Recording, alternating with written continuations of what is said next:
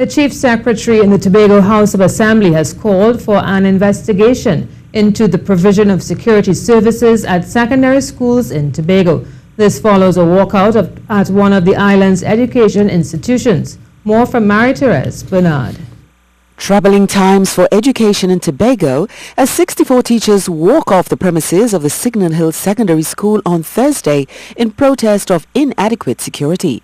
This was followed by an emergency meeting chaired by the Chief Secretary and the Secretary of Education, Kelvin Charles.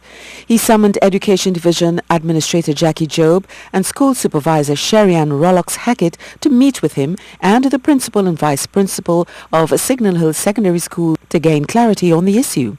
At the meeting, the stakeholders highlighted that the school has not been consistently staffed with adequate security personnel by the provider.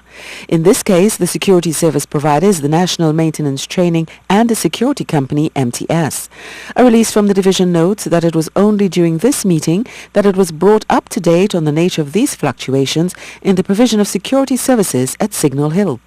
The Education Division confirms that immediate action is being taken to resolve the relationship with MTS and the provision of security services. Chief Secretary Kelvin Charles has now requested an investigation into the provision of security services at all secondary schools in Tobago that are being provided with security services by MTS. It is reported that classes have since resumed at the Signal Hill School as the performance of MTS is being reviewed.